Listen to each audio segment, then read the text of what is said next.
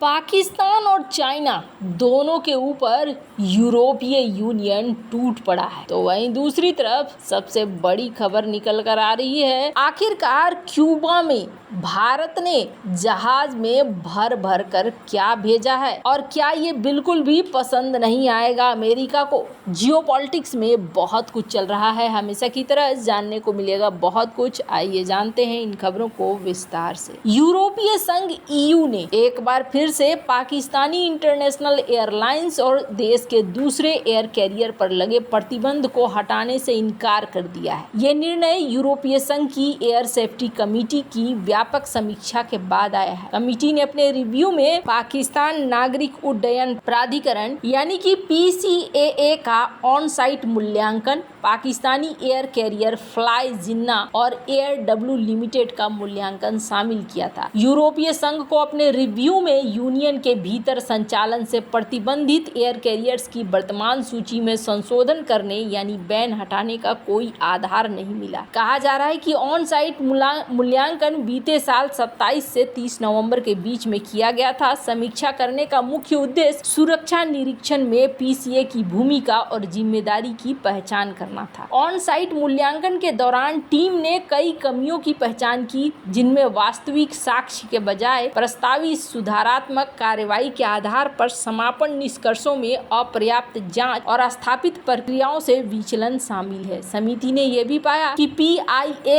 गंभीर कर्मचारियों की कमी का सामना कर रहा है। कर्मचारियों की संख्या उड़ान मानक निदेशालय के नीचे निर्धारित की गई है। इस बीच यूरोपीय संघ के गुस्से का सामना करने वाले हवाई वाहकों में से एक फ्लाई जिन्ना का भी मूल्यांकन किया गया और कहा गया कि अभी तक इनके मैनेजमेंट में कोई सुधार नहीं है और इसी वजह से हम पाकिस्तानी विमान वाहक पोतों पर भी प्रतिबंध लगा रहे हैं, उसे भी अभी नहीं हटाया जाएगा। यूरोपीय संघ की हालिया रिपोर्ट में कहा गया कि ब्रुसेल्स में नियमित टेक्निकल बैठकें PCA की प्रगति रिपोर्ट से ये पता चला है कि अभी तक पाकिस्तान सुधरा नहीं है और नहीं सुधरने की वजह से हम यहाँ पर अभी बैन लगा कर रखेंगे। सिर्फ इतना ही नहीं, पाकिस्तान का आयरन बिरादर इसके लिए भी एक बड़ी मुश्किल है। यहाँ पर भी आयरन बिरादर को तकलीफ दे दी है। यूरोपीय यूनियन ने चाइना की सबसे बड़ी ऑनलाइन शॉपिंग वेबसाइट है टेमू को इस वक्त यूरोपीय यूनियन में सिक्योरिटी लॉ को फेस करना पड़ रहा है और यहाँ पर ये बुरी तरीके से प्रभावित हो रहे हैं। चाइनीज ऑनलाइन शॉपिंग जाइंट है टेमू, जिसको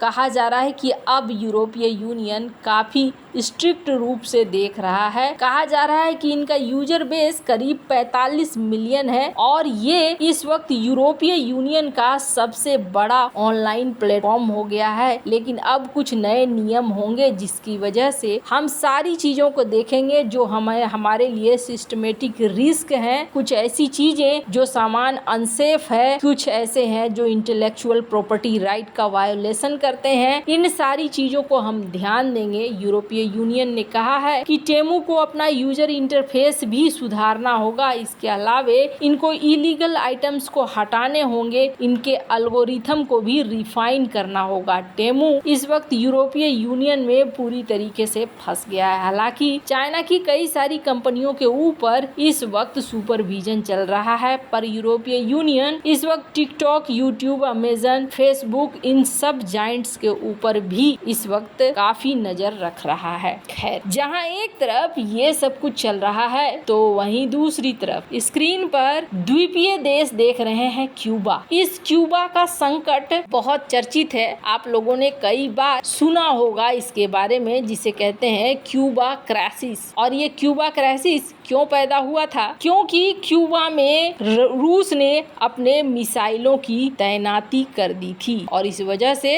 अमेरिका बुरी तरीके से नाराज हुआ था। यूरोप में उस समय एक युद्ध चल रहा था जिसे 7 महीने से अधिक समय हो गया था। इस जंग में कभी रूस का पलड़ा भारी रहता तो कभी यूक्रेन का। इस लड़ाई से पूरी दुनिया को प्रभावित किया है। यूरोप में एक युद्ध चल रहा है जिसे 7 महीने से अधिक समय हो गया और इस जंग में कभी रूस का पलड़ा भारी होता है तो कभी यूक्रेन का। इस लड़ाई ने पूरी दुनिया को प्रभावित किया है। आज दुनिया पर एक परमाणु जंग का खतरा मंडरा रहा है। हालांकि इस खतरे को पुख्ता करने वाले कोई कोई ठोस सबूत नहीं है, लेकिन परमाणु जंग का ऐसा ही खतरा 1962 में पैदा हो गया था, जिससे अमेरिका जैसे सुपर पावर की सांस भी अधर में अटक गई थी। शुक्रवार को बाइडेन ने भी ये स्वीकार किया कि मौजूदा समय में परमाणु तबाही का खतरा 1962 के बाद अपने चरम पर है। वैसे आपको बता दें, आज से 60 साल पहले दुनिया परमाणु युद्ध के कगार पर पहुंच गई थी और इसी संकट को क्यूबा मिसाइल संकट के नाम से जाना जाता है, जिसका हाल ही में बाइडेन ने अपने भाषण में जिक्र किया है। क्यूबा मिसाइल संकट की शुरुआत 1962 में हुई थी, 14 अक्टूबर को, जब एक अमेरिकी टोही विमान ने देखा कि सिर्फ कुछ किलोमीटर की दूरी पर क्यूबा में सोवियत संघ ने परमाणु मिसाइलें तैनात कर दी हैं। तब उन्हें इन खतरे की गंभीरता का अंदाजा लगा, जिसके बाद अमेरिकी राष्ट्रपति को सोवियत संघ के पास बातचीत के लिए प्रस्ताव भेजना पड़ा। क्यूबा एक छोटा सा द्वीपीय कम्युनिस्ट देश है, जिसकी अमेरिका के साथ पुरानी अदावत रही है। क्यूबा अमेरिका का पड़ोसी देश है। सोवियत संघ ने इस भौगोलिक निकटता और वैचारिक दूरी का इस्तेमाल अपने फायदे के लिए किया। साल 1962 में शीत युद्ध अपने चरम पर था। रूस ने अमेरिका के नाक के नीचे क्यूबा में अपने परमाणु हथियारों को तैनात करना शुरू कर दिया था, लेकिन ये रूस की एक तरफा और उकसाए वाली कार्रवाई नहीं थी। अमेरिका ने 1958 में ब्रिटेन में और 1961 में तुर्की और इटली में 100 से ज्यादा परमाणु मिसाइलों को तैनात किया था। रूस ने क्यूबा में अपने मिसाइलें अमेरिका की तरफ मोड़कर उसका बदला लिया। ये मिसाइलें जहां तैनात थी, वहां से अमेरिका का फ्लोरिडा तट 150 किलोमीटर दूर था। शीत युद्ध में क्यूबा मिसाइल संकट एक बहुत ही महत्वपूर्ण घटना थी, जब किसी भी पल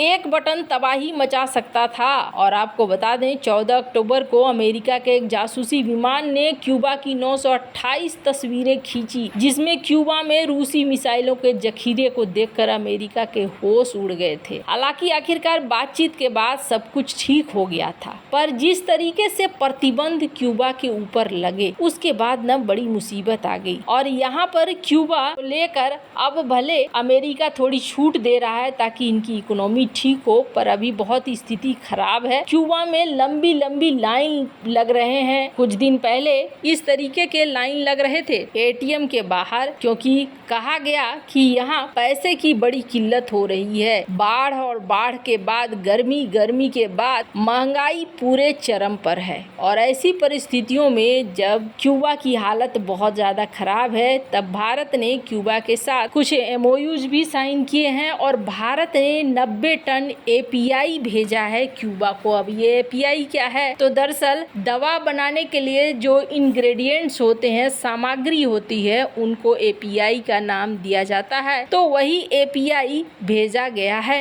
90 टन, ताकि ये अपने देश में दवाइयों को बना सके। है अब ये एपीआई क्यूबा को मदद करेंगे उसके संकट से निकलने में। वैसे क्यूबा और अमेरिका के बीच में भी रिश्ते काफी बेहतर अब हो रहे हैं, पहले जैसे नहीं रहे हैं, पर क्यूबा को अभी भी एक संदेह की दृष्टि से देखता है। क्योंकि क्यूबा और रूस के बीच में बहुत अच्छे संबंध रहे हैं। वैसे आपको क्या लगता है इन सब मामले में? आपकी क्या राय है? कमेंट कर जरूर बताएं। जल्द मिलते हैं अगले वीडियो में नई खबर के साथ।